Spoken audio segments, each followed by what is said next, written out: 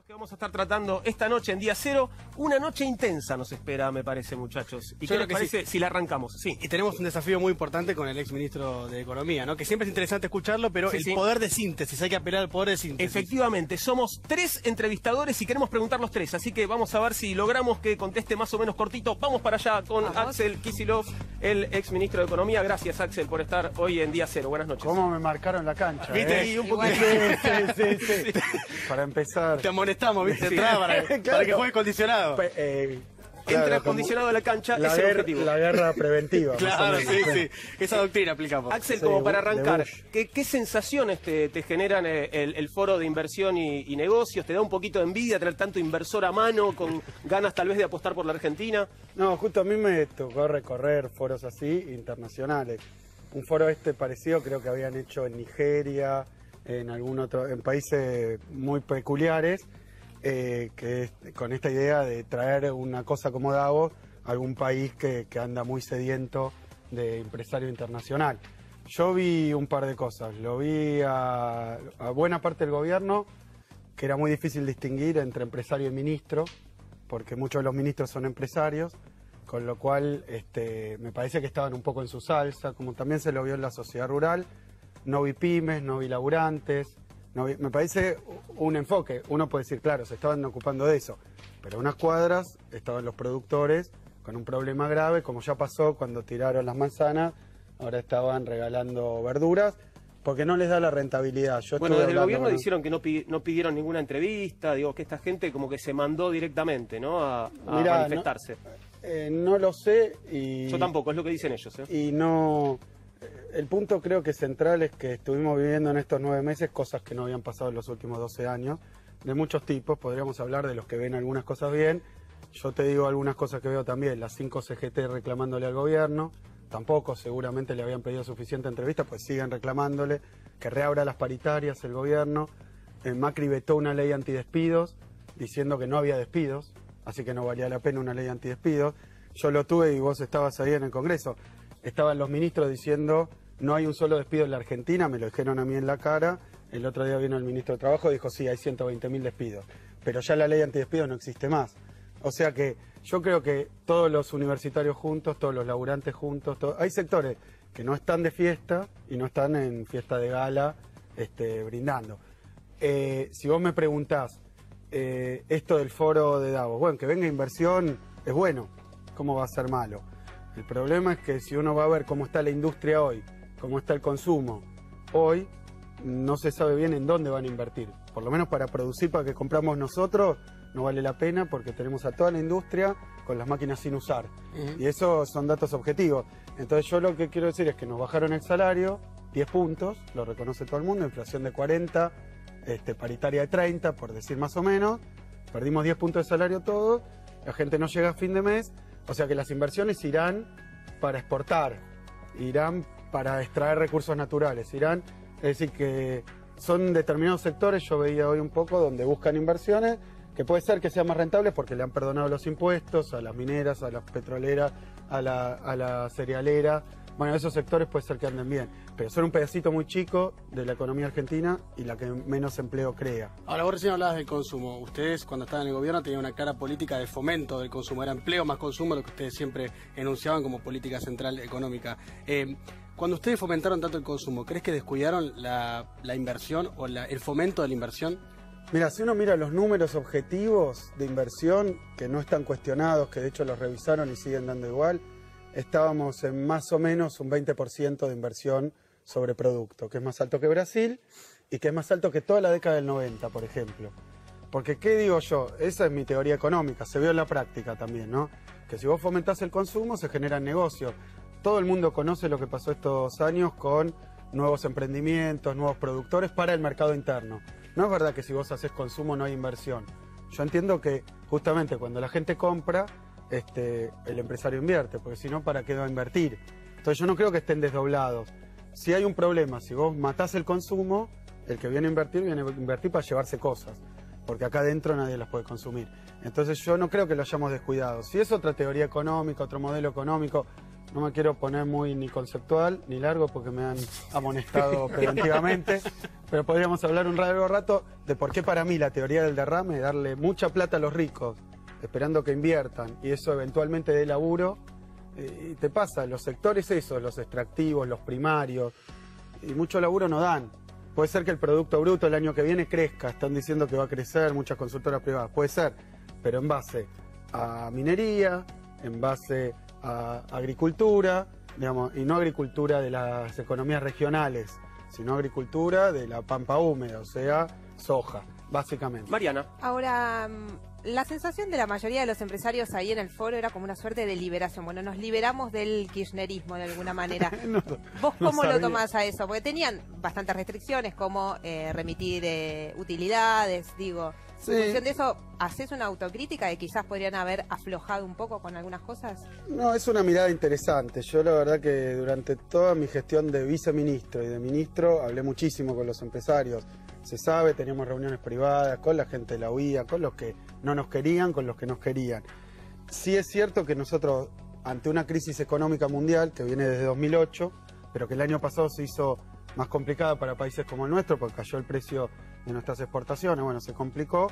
Nosotros tomamos una política que era proteger el consumo, que básicamente era proteger el salario y el empleo. Y eso los empresarios se dieron cuenta, que ante una crisis internacional nosotros pusimos énfasis en los que menos tienen. Y entonces aparecieron restricciones, administración del comercio, administración, que ya venían, administración cambiaria, y yo estoy de acuerdo, no les gustaba, pero no les iba mal. La verdad es que no les iba mal. Argentina el año pasado creció 2,4%, cuando Brasil caía a 3 y pico. No les iba mal. Obviamente que hay una discusión que tendremos que dar y que la experiencia histórica yo creo que da la razón bueno, que en los momentos en donde Argentina es más igualitaria, crecen también más los empresarios. Pero no siempre estamos de acuerdo en eso. Algunos piensan que si se gobierna para los empresarios y se va al libre mercado, a la alineación con Estados Unidos, a las importaciones libres, a la fuga de capitales, la desregulación del mercado. El proyecto neoliberal, muchos empresarios piensan que les hace mejor. Después empiezan a ver los balances y no están así. Esta es una discusión, yo no le voy a explicar a un empresario qué tiene que hacer o qué tiene que pedir. Es lógico que lo pida. A nosotros nos tocó equilibrar las cosas para que con una crisis muy fuerte afuera y con las dificultades internas que evidentemente teníamos, eso no hiciera que la gente se quedara en la calle sin laburo o sin plata en el bolsillo, y se logró. Lo que pasa es que los empresarios, algunos empresarios, otros no, porque si vos hablás con los pymes, hoy te están diciendo, perfecto, yo tenía 5 negocios, pero no le vendo a nadie hoy. Y es verdad, se puede importar, bárbaro. Y hay tipos que te dicen, bueno, yo antes producía y no me importa, ahora no puedo producir más, pero importo y me va a ir bien. Y bueno, pero ¿quién te va a comprar? Me pasó en el negocio el otro día porque le decía al dueño del negocio a un proveedor. El proveedor decía, yo no tengo problema, yo hacía estos escarpines, no sé qué cosa, ahora ya no puedo producir más, pero voy a importar, así que a mí me da lo mismo. Y le pregunté, ¿quién te va a comprar los escarpines si echás a los 10 empleados que tenés? Y bueno, ese modelo, mover la rueda, a veces es más difícil de explicar, más difícil de entender. Yo creo que anduvo con sus dificultades. Por supuesto, industrializar la Argentina no es una tarea fácil. Axel, te propongo que veamos algo de lo que está sucediendo en el mini Davos, en el foro de negocios. ¿Qué pensás, Axel, de que Lino se haya quedado en la gestión, en la administración Macri? Mirá, yo no me hubiera quedado. En su lugar. Eso es lo que pienso, sí. Pero bueno, es una decisión de Barañao, él decide. Ahora, cuando uno mira, por ejemplo, puede ir uno por uno. Ratazzi está pidiendo el dólar a 18, a los gritos, en las tapas de los diarios. Estaba con un poco de sueño, Ratazzi. Sí, se está quedando un bostecito, me parece, sí. Bueno, porque no le dan el dólar a 18 y entonces empieza a cansar y se duerme. No, hay una parte del empresariado que está pidiendo una fuerte devaluación. Pasa en la tapa de los diarios a menudo, dicen que hay un retraso cambiario, igual que el que decían que había el año pasado. Y es cierto que devaluaron 50%, la inflación fue 40%, el tipo de cambio no mejoró en términos reales. O sea que si lo que buscaban era eso, para colmo a las economías regionales le va peor, a pesar de la devaluación y quitarle retenciones. Y obviamente el mercado interno, como decía antes, está complicado y el mercado externo está complicado. Ahora, Bullrich decía ahí que ustedes fallaron en generar confianza en los inversores. ¿Te parece que acierta en eso? ¿Te parece que fue un poco así? Mira, él decía que no había seguridad jurídica, una cosa así, por eso. Yo ya cuento 5 tarifazos distintos. O sea, un tipo que viene a invertir en la Argentina no sabe cuánto le cuesta el gas, porque el gobierno no ha pegado una en ese punto tan central como el costo de la energía. No sabemos cuánto va a estar el dólar a fin de año, porque no tienen un plan económico que hayan planteado. Tienen un desempleo creciente y conflictividad social que no es que... Digamos, ellos han tratado de decir que sectores kirchneristas, bueno, hoy La Plaza, el otro día los de Peras y Manzana, que a mí se cansaron de hacerme reclamos para que hiciera las medidas que aplicó este gobierno. Yo decía, no funcionarían. Efectivamente, no quiero decir teníamos razón, es una batería de cosas, no funcionaron. Pero, perdóname, Axel, pero ustedes, digo, vos sabías a cuánto iba a estar el dólar, porque vos tenías, bueno, un dólar desdoblado y sabías a qué valor iba a estar, el oficial, pero el otro no tenías manera. Nosotros, bueno, pero es un poco el punto que también, ahora vamos a discutir el presupuesto y yo creo que muchas de las cosas que cuando eran oposición, este gobierno, los funcionarios del gobierno, los miembros del gobierno, las apoyaturas del gobierno, la prensa que apoya hoy al gobierno, que era nuestra oposición, nos reclamaba un montón de cosas, nos decía un montón de cosas que eran claramente marketing para pegarnos a nosotros, porque hoy pasa lo mismo o peor. Y una de esas era que en realidad el tipo de cambio paralelo era el dólar de la Argentina. Yo lo dije cada vez que pude, eso representa un 5% del mercado, no es el dólar de la Argentina, lo manejan 4 cuevas, que ilegalmente. No quiero decir que eso no fuera una dificultad, que nosotros no hiciéramos cosas al respecto. Lo único que quiero decir es que Prat Gay opinaba que no iba a haber inflación si devaluaba, porque todos los precios estaban al dólar blue, ilegal, paralelo, qué sé yo. Devaluó, se fue a precio, pero ¡pum!, como una estampida. O sea, o no entienden la economía, cuando dicen la inflación este año va a ser de 20. Lo dijo Macri, lo dijo Prat Gay y pidieron paritaria de 20. La paritaria se fue a 30 y la inflación a 42, dijo el propio Prat Gay. O sea, algo no entienden de la economía o siguen haciendo marketing en lugar de gobierno. Y yo veo ahí un problema. La verdad que el marketing no es la ciencia de la verdad. Convengamos que si uno quiere vender un producto, le busca la parte buena, le oculta la mala y además le mete un montón de atributos, ¿viste? Estás con chicas hermosas, todo eso. Eso es un poco la campaña Macri para llegar al gobierno. Ahora, estando en el gobierno no se puede hacer lo mismo. Esto tiene mucho de marketing. A 2 cuadras estaban tirando la verdura. Ahora, Axel, vos recién hablabas de la inflación.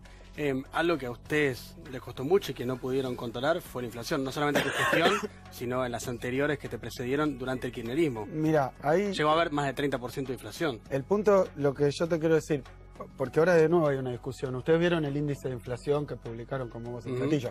Cualquiera que es economista... 0,2. Sí, sabe que eso es un maquillaje hecho por una decisión jurídica de la Corte Suprema que bajó las tarifas de sopetón, entonces se lo descontaron al índice de este mes. Técnicamente podríamos discutirlo un rato largo, ahora no hubo 0,2, en alimentos hubo 1,7, casi 2 puntos de inflación. ¿Qué es lo que pasó con nosotros? Para no discutir las estadísticas, pues yo diría hoy no es 0,2. Y si vuelve el tarifazo, que va a volver, porque van a venir con lo mismo a las audiencias, va a subir de nuevo. Entonces, el tema de la estadística no la quiero discutir. Bueno, también estaban complicadas las estadísticas oficiales. Sin duda. Por eso lo que yo digo es, sacando las estadísticas, tomemos la estadística de Patricia Bullrich, cuando era experta en estadística y no en seguridad, que es ahora. Antes se dedicaba a eso y me publicaba un índice de inflación cuando yo era ministro todos los meses. Tomemos el de ella. En 2014, la inflación de ella dio más o menos 35 puntos. En 2015 dio un poco más de la mitad, 20. O sea que... Pero no es porque estaba entrando en la economía en recesión, estaba en los primeros pasos si creció 2,5%. No. Y la gente no estaba sin plata en el bolsillo. Hoy la gente dice, hoy vos vas a un comercio, no te digo, hagamos grandes teorías de la inflación, yo voy a dar una clase, ponelo a Milton Friedman, a Keynes, y discutimos a Smith, a David Ricardo. Lo que te digo es, entras a un comercio y decís, ¿cómo está? No vendo. Entonces no puedo subir más los precios. O sea que si se para la inflación, abriendo las importaciones, cosa que vemos que ocurre, y manteniendo el tipo de cambio a 15, que es otra cosa que vemos que ocurre, y al mismo tiempo generando una recesión, yo digo, no está bueno bajarla así. Eso yo también lo podía hacer. Siendo ministro lo dije 20 veces, alguna vez me habrás escuchado. No es que yo no sé cómo bajar la inflación aplicando la receta de enfriar la economía, abrir la economía y congelar el tipo de cambio. Eso se puede hacer. En el extremo, para no hacer comparaciones incómodas, son los 90. Eso es lo que hizo Cavallo. Cavallo abrió la economía, entraron el DM2, 2 por 1, qué sé yo, dejó el dólar 1 a 1 y empezó a haber cada vez más desempleo. Ahí no se te mueven los precios. Pero a mí me gusta una frase, es, digamos, para curar la enfermedad, matar al enfermo. Bien, tenemos que terminar, Axel. Perdón. ¿No? Sí, se nos acabó el tiempo. Gracias por haber estado con nosotros. Una última pregunta. Una última. Tuya, Mariana. ¿Van a aprobar el presupuesto 2017 o van a dejar al gobierno sin presupuesto? No, nosotros tuvimos esa experiencia. Yo creo que todavía no lo conozco. Las líneas generales se conocen, 17% de inflación. Vamos con predisposición a evaluar como hemos hecho con todos los proyectos. Vos me decís, y no van a acompañar al gobierno. El otro día hice un chiste, pero me decían, ustedes se están poniendo palos en la rueda. ¿Qué rueda? Le dije. Porque la economía no está caminando. Pero hasta no aprobaron nada. El sector del Frente para la Victoria. No es verdad. Nosotros hemos votado la ley PYME, hemos votado algunas iniciativas, sí. No votamos el pago de los buitres, no votamos a los jubilados, lo que le hicieron. Hoy vi un recibo de un jubilado. Reparación histórica. Le dieron 100 mangos más. Y eso es la gran mayoría, que era lo que nosotros advertíamos, con la gran mayoría que no iba a haber una reparación histórica. Brevemente vamos a discutirlo con seriedad. Nuestra idea es que el gobierno pueda tener su presupuesto. Ahora, si viene con un ajuste presupuestario, este año hubo 40% de inflación, dicen ellos. Si el presupuesto es bajar todo el gasto social o bajar el gasto en infraestructura, veremos qué presenta. Lo vamos a discutir seriamente. Mira, nuestro bloque estuvo sentado todos los días discutiendo cada cosa, haciendo propuestas, no para joderlo al gobierno, para ayudarlo. Para nosotros lo que está haciendo en la economía está mal. Ellos decían, todo lo que anda mal lo vamos a cambiar y lo que anda bien lo vamos a dejar.